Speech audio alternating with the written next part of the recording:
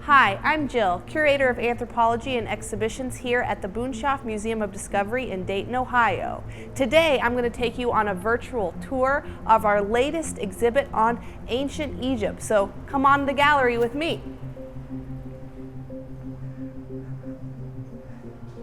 The centerpiece of this exhibition is our mummy, Nessie. You can see her here in her brand new case. So you might be thinking to yourself, how did we get a mummy right here in Dayton, Ohio? Well, I'm going to tell you.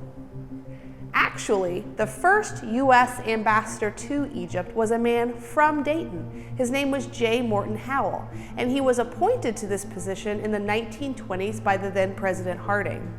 Howell loved Egypt, and he loved Dayton, so he wanted to take these two loves and connect them together. So after he left Egypt, he brought back with him two Egyptian mummies. One he gave to what is now the Ohio History Connection, and one he gave to what is now the Boonshoff Museum. So how do we know who Nessie was in life? Well, we do know she was excavated by the Met in 1922 from a site called Del El Badari. She was actually in a tomb right outside of the main temple complex, in a tomb dating to the 25th dynasty. It was actually tunneled into a tomb that was much older, and then her tomb was kind of tucked in a little chapel within that kind of shaft grave.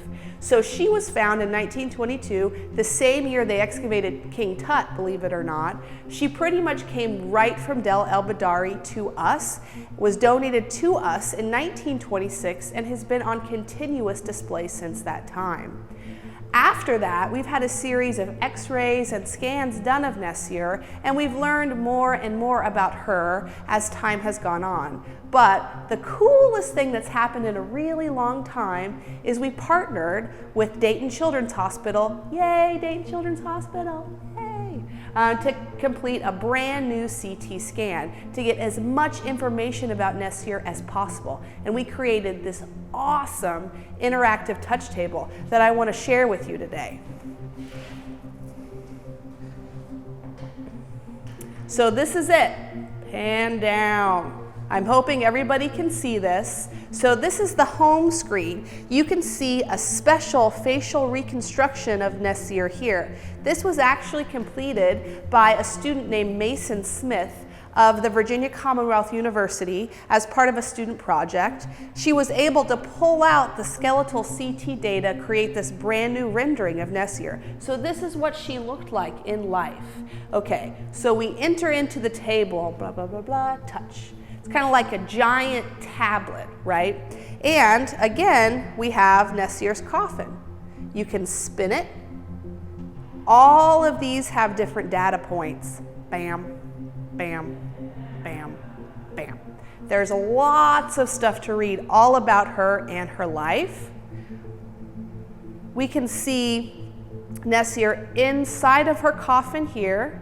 And again, she's right here next to us, so you can look on the table and look over to her. But what's really cool is as we start going through these wrappings, we get to see Nessie in a way we've never been able to before. So you can zoom in. You can see this is the incision where they took out her internal organs during the mummification process. So think about Egyptian mummification. Probably a lot of us have seen documentaries about this, and you think about how the ancient pharaohs were mummified. Not everybody was mummified that way, and mummification changed a lot throughout the history of Egypt. So Nessie had this incision, her organs were taken out, and something was kind of rolled up and stuffed back in to kind of help retain her shape. This could be her organs in a bundle, or it could just be kind of a bundle of fabric. Her lungs and her heart are there. Her brain is also there. What we can see also, if you zoom in, we can see all of these really cool braids in her hair. Nessie is actually wearing a wig. We can tell it's a wig because it sits slightly off of her skull, so it shows it's not part of her actual hair. Very cool.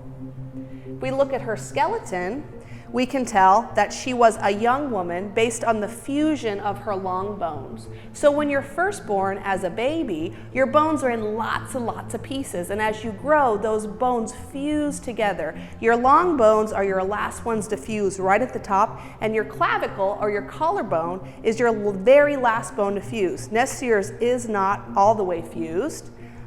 Plus, her third molar, if we look here, or her wisdom tooth, is not fully erupted yet. Erupted means popped out of the gum.